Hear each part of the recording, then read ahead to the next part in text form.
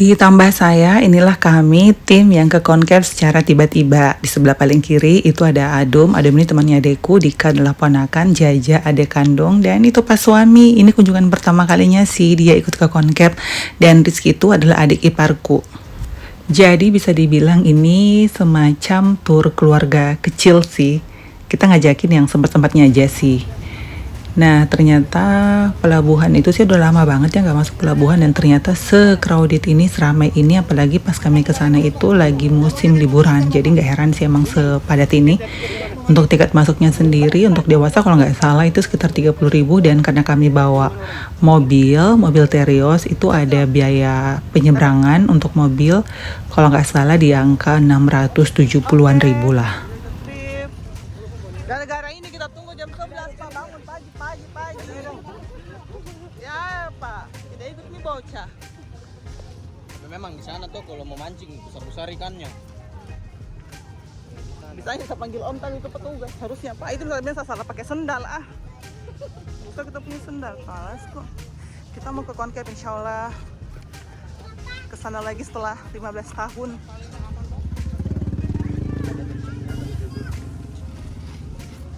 Terus kok kawal saya digoda nanti. Kawal. Coba ikut kita, serunya Pak. Pas melihat kapal feri ternyata sebesar ini, saya benar-benar takjub. Karena seingatku saya naik kapal feri terakhir kali itu sekitar kelas 1 SMA ya waktu itu. Jadi kayak udah 1 dekade berlalu, dan benar-benar yang kayak tadinya itu saya agak gimana ya, mau ke Konkev itu kan jauh ya. Terus walaupun di sana kampung orang tua, cuman kan sering ya dengar kabar-kabar bla bla bla soal ini, tapi ngelihat ini sih benar-benar excited banget. Sebesar ini loh, lihat aja nih untuk tempat parkir kendaraan ini gede, ini bisa muat banyak banget loh, motor, mobil, dan segala macam. Ini out of my imagination sih, berasa kampuang sih emang. Tapi saya sangat-sangat sangat-sangat senang gitu loh. Tur kali ini benar-benar yang kayak secara tiba-tiba, secara mendadak, namun saya merasa kayak this is something gitu yang harusnya saya lakukan sebelum-sebelumnya. Kenapa menunggu sampai 15 tahun baru ini bisa terjadi gitu. Padahal Pace itu udah sering banget ngajakin ayo pulang kampung ya, cuman kodarullah kali ya momennya aja. Nah, kapal feri yang kami tumpangi ini terdiri atas 3 lantai. Lantai pertama tadi itu adalah tempat parkir kendaraan. Lantai kedua yang sementara saya cek-cek ini untuk kelas ekonomi, ada juga sih kelas bisnis di dalam sana tadi.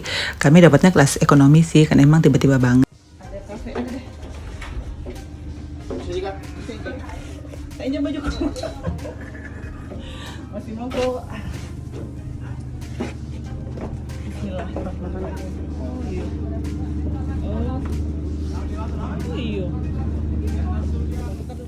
Ini adalah lantai paling atas. Ku bilang sini kayak rooftopnya gitu. Jadi ada tempat buat makan juga, tempat duduk, bahkan ada orang yang biasa berbaring juga di lantai ini. Dan kami juga memilih akhirnya untuk duduk di sini dan merelakan tiket kami itu, entahlah siapa yang gantikan di bawah ya. Kami lebih memilih untuk duduk di sini sambil menikmati pemandangan sepanjang jalan. Walaupun sempat ya di tengah jalan itu kami diguyur hujan. Jembatan Bahtera Mas cantik banget ya dari jarak sedekat ini.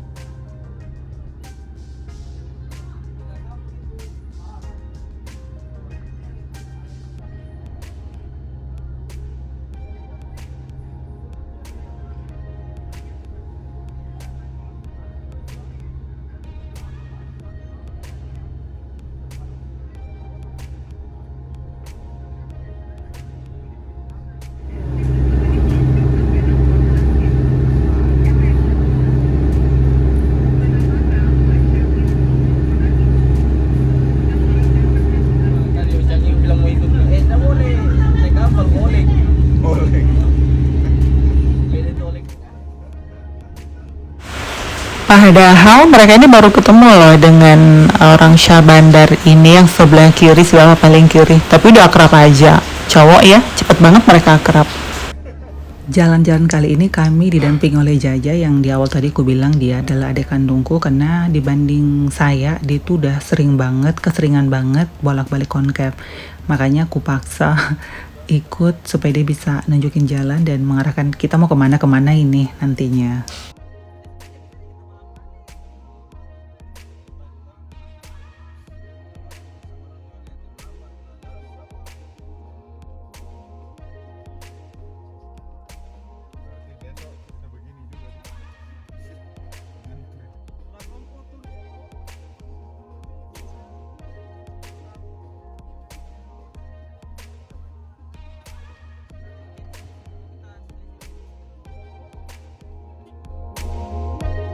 Masuki gerbang, konkev berubah banget ya. Ya iyalah ya, udah 10 tahun berlalu, 15 tahun. Masa nggak berubah-berubah ya?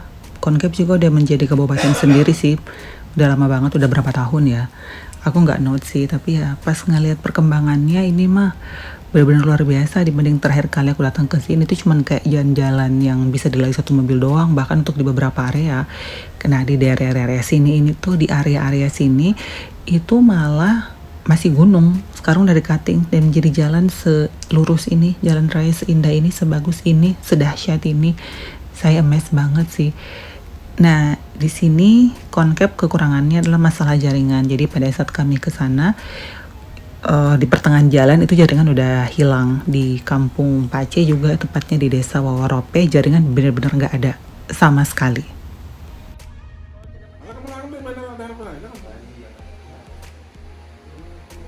Yang bagian di sini ini kan baru pertama lagi nih saya datang, terus datangnya itu tiba-tiba, benar-benar nggak ada planning sama sekali.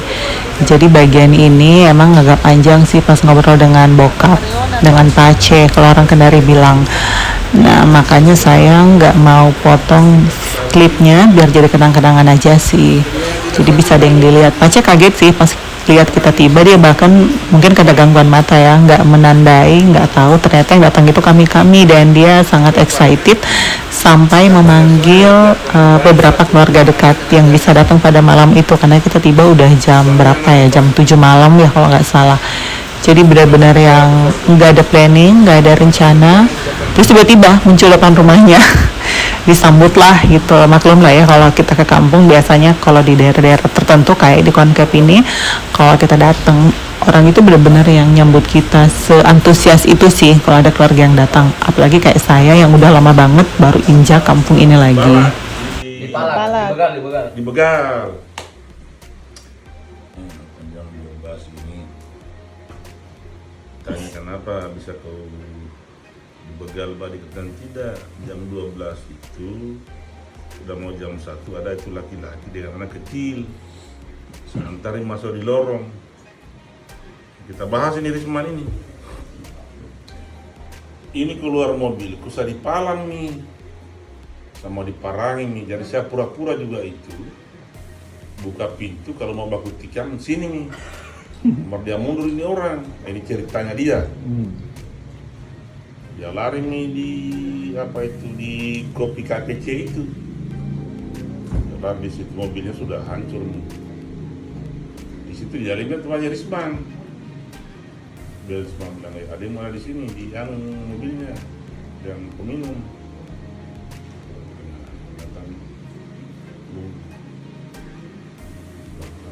Bondang jadi telepon, kas turun Bondang ini Sabara. Di sekul tempatnya mobilnya itu. Satu motor didapat, dibawa itu motor. Pergi di Polres. Ini di mobilnya di Begal. Pergi di Polres di sana tidak bisa menjadi itu orang periksa bawa minuman. Tidak bisa di periksa, dia juga tidak teratur, dia biar Risman tidak bisa ini Pak. Dia minum satu jarang saya waktu itu. Dianalisa ini, jangan-jangan ini bapaknya Dika ini dia minum kan dia rese, dia orang jebak gosok, tidak jadi diperiksa. Ya katanya itu yang kamu lihat itu katanya itu orangnya keriting, Ini. Dulu-dulu, nah, itu yang dia sempat lihat tuh, tapi dia tidak tentukan mana orangnya. Bah, nah, ini masih benar Islam dan tidak teman-temannya. Ya, bapaknya Dika tidak gampang itu. Tapi kalau dia tenang itu. Tapi kalau datang, nah, itu kalau orang sakit-sakit itu yang terapi itu dia biasa dia praktekkan itu. Nah, saya di juga dia terapi itu bagus di Bayangkara dulu. Dia terapi terus, bagus. Ya, banyak itu masalahnya. Itu saja yang bunuh 2 orang itu, yang dia bunuh, dia angka bajunya itu, yang habis membunuh 2 orang. Itu dia, siapa Jumat? Nggak tahu, selalu kan. 2 orang. Yang saya tahu Kundang itu pernah dah hajar. Bayangkan itu, orang bunuh dia kasih begini, apa mau? Termasuk itu anaknya Bahar, dia buru gampang. Kalau dia tidak sembunyi, dia perang. Anak di Jami juga cari samping rumah tuh. Kan Kundang kau tahu gitu kan? Kundang itu mulut dan perilakunya dah masuk akal, Pak. Dah hajar. Tobat mi dia. Tobat ya, alhamdulillah. Kundang itu. Kalau datang sini juga sana. Siapa? Nggak, itu nak. Oh, sering kesini Kundang? Kalau datang kalian sini. Iya, alhamdulillah kesian dah insaf nih. Karena kampung Bugis kalau datang sini magai biasa di rumah. Kalau tanya bilang, rese juga bukan. Lah Kundang Pak, biar orang berapa meter di depannya udah teriakin. Ibu-ibu sembarang. Masa muda. Dia bagus ekonominya dia. Sekarang alhamdulillah, Jamsir juga tobat nih.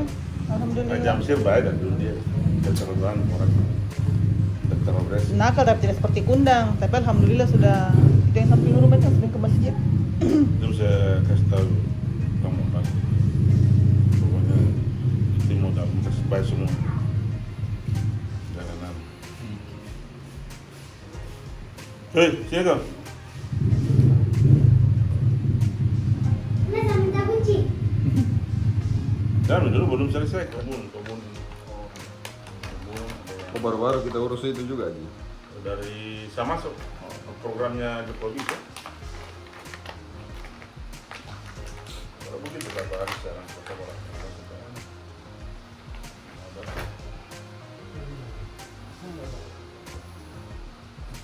jadi saya ini tinggal santai saja,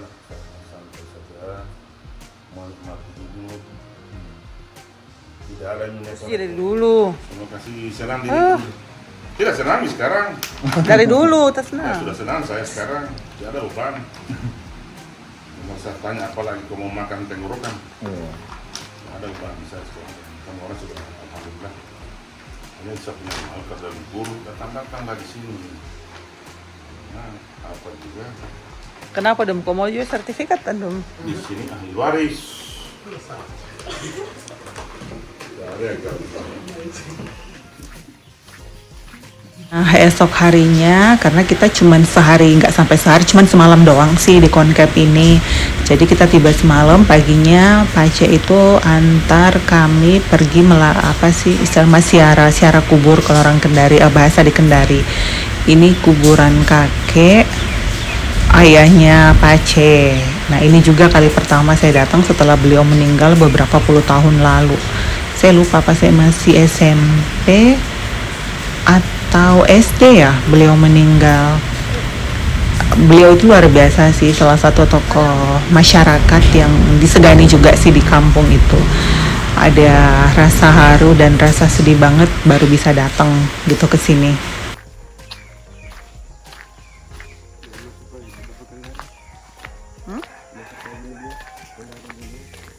Kapan dia masuk? Hah? Oh? Iya banget nih, cepat. Saya bilang kalau ada temanmu dia sudah tahu ada miomnya, langsung angkat satu itu juga. Dalam aja itu, cepat sekali operasinya. Baru Kan ringan sih sebenarnya itu Miom. Ini kalau disimpan, nah. Di jalan itu. Biasa ada buru babi. Hanya hari ini tidak ada kurbannya. Belum ada target hari ini. Kenapa bisa? Karena kan cuaca. Alasan. Padahal dia bangun terlambat. Mata guys, pergi guys. Calon pemenang lomba mancing. Oh, mana itu lomba mancing nanti? Hah? Tanggal 27? Gimana? Di sini, ini kapan? Juga itu manual. Ini ya? Ini juga satu. Kalau yang modern, 9 juta.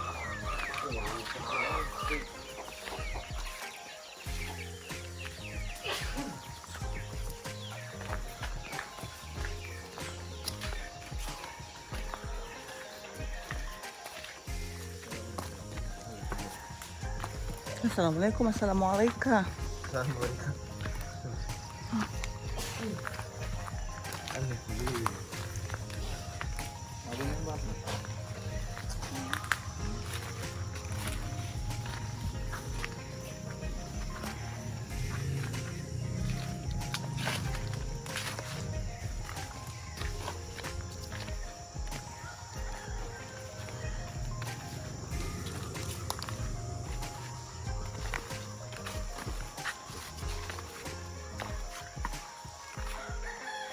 Allahu Akbar.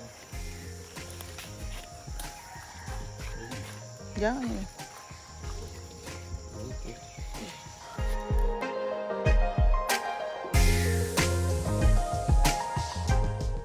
Suasana kampung emang gak ada lawan ya, adem banget.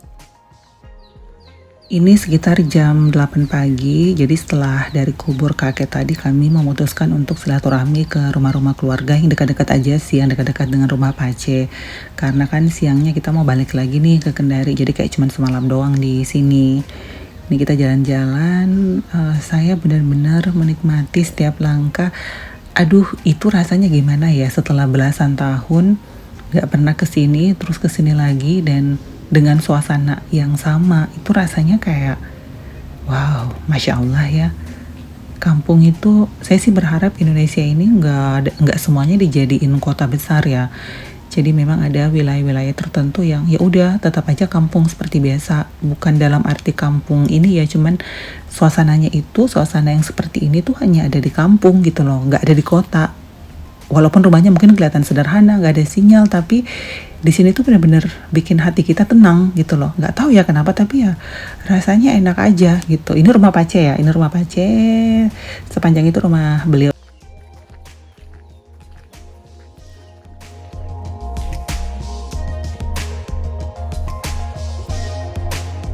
Jalan kami ditemani tante yang warna pink, bajunya itu istri dari Om, sepupu dari Pace. Mereka kaget pas kita datang, ini diajak foto bersama. Saya senang sih dan suasana kampung karena nggak terlalu rame. Nah ini tempat rumah Sida, ini tempat kami makan sarapan pagi, cuman nggak sempat diabadikan. Aduh rumahnya enak banget, sejuk banget lah kalau di kampung.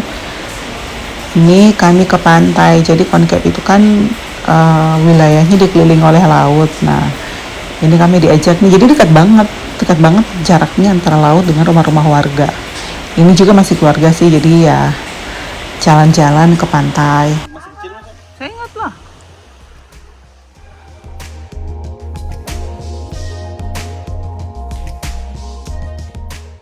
Oke, foto dulu nih sama Pak suami.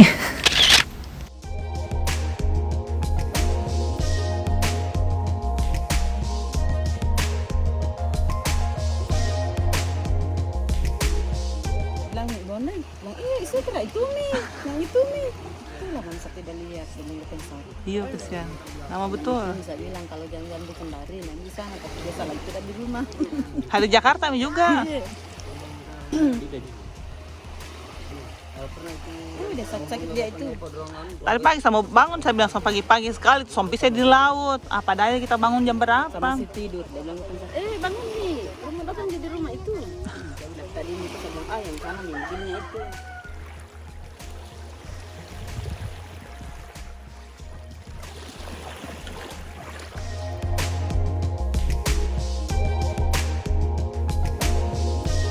Ke Konkev itu nggak lengkap rasanya kalau kita tidak menikmati kelapa muda khas Konawe Kepulauan. Jadi Konkev itu dikenal sebagai Pulau Seribu Kelapa. Nah, ini adalah rumah keluarga yang dekat banget dengan pantai yang tadi, cuman jalan beberapa langkah udah deh tiba di rumahnya. Dan si om itu manggil orang-orang buat ngambilin kita kelapa. Dan serius, ini masih sekitar jam 10 pagi karena kami harus mengejar kapal feri pulang ke Kendari itu yang jam 1 siang. Dan ini benar-benar banyak banget kelapanya, kita sampai yang nggak bisa gerak karena kebanyakan akhirnya sebagian besar kami bawa pulang ke Kendari sebagai oleh-oleh. Walau saya kerja di bidang pertambangan nikel, tetapi saya salah satu orang yang sebenarnya tidak setuju pertambangan itu masuk ke wilayah Konawe Kepulauan ini. Kenapa? Seperti yang saya bilang tadi, jangankan untuk mengubah Konkev itu menjadi satu kota besar, saya sih pengennya secara pribadi nih ya, sebagai putri, boleh dibilang putri daerah Konkev juga, karena orang tua kan asli sana, mengharapkan Konkev ini tetap menjadi Pulau Seribu Kelapa, gak perlu diubah menjadi daerah pertambangan. Lagi pula kadang-kadang saya mikir ya, setiap daerah itu kan punya potensi dan karakteristik setiap masing-masing wilayah, ya kan? Kenapa sih semuanya harus jadi wilayah tambang? Well, saya tahu aturannya bahwa segala macam yang berada di bawah bumi itu adalah milik negara dan akan dikelola bla bla bla bla untuk kepentingan bla bla bla segala macam. Tetapi bisakah Konawe Kepulauan ini tetap menjadi Pulau Seribu Kelapa? Toh selama ini juga masyarakat hidup kok. Mereka juga tetap bisa menyekolahkan anak-anaknya hanya dari hasil pertanian dan perikanan. Ya mudah-mudahan ya nanti ada rezeki. Saya pengen banget membangun Konkev ini di bidangnya. Jadi nggak mesti yang dipaksa dijadikan wilayah tambang. Apalagi ini pulau kecil loh, nggak gede di tengah laut. Dan kebayang nggak sih kegiatan pertambangan itu akan berdampak sesignifikan apa nanti ke Konawe Kepulauan ini? Dari cerita-cerita keluarga dan orang-orang di sini sih udah ada 1 atau 2 perusahaan tambang yang masuk. Aku sedih sih, sebenarnya sedih banget, dan berharap mudah-mudahan 20 tahun kemudian, 50 tahun, bahkan seabad kemudian Konkev ini tetap damai seperti ini. Anak cucu kita masih menikmati pantai-pantainya, kelapa mudanya, keramah tamahan masyarakatnya gitu. Ya mudah-mudahan ya, doain ya guys, mudah-mudahan nanti saya bisa membangun Konkev lah gitu.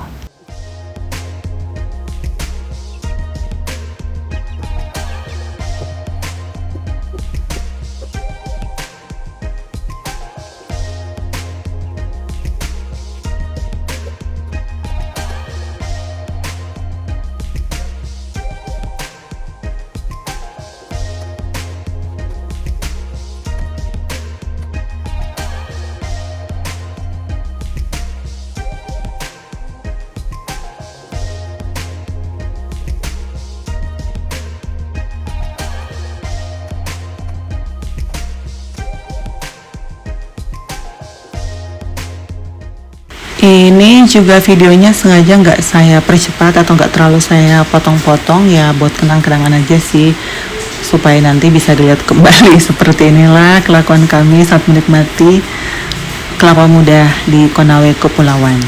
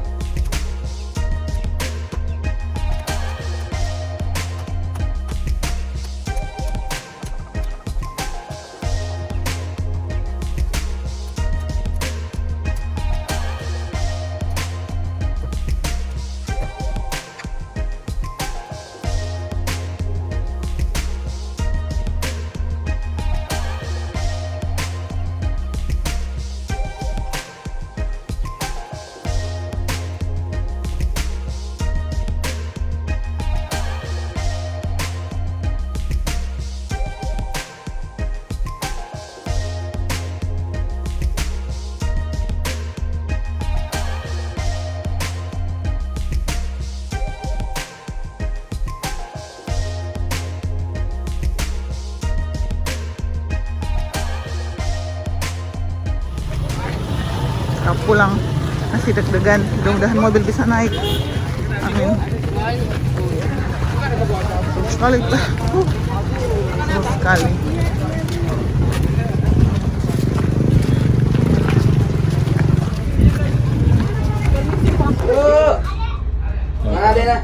Tiket, atau dia temannya cari. Hey, kita dapat kamar hari ini. Tapi yang sedih adalah Jaja sama Adum masih di bawah. Mudah-mudahan mobil bisa menyeberang. Ini ada 2 kamar ternyata. Kamarnya masih ini mungkin udah sewakan. Dia bilang habis nih kita.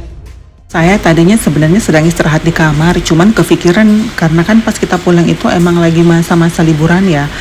Khawatir gitu loh kalau 2 orang, adekku sama si Adu nggak bisa pulang. Jadi saya ngecek kembali tuh kendaraannya masih di sana. Aduh, nggak tahu bakal naik apa tidak, dan ternyata naik.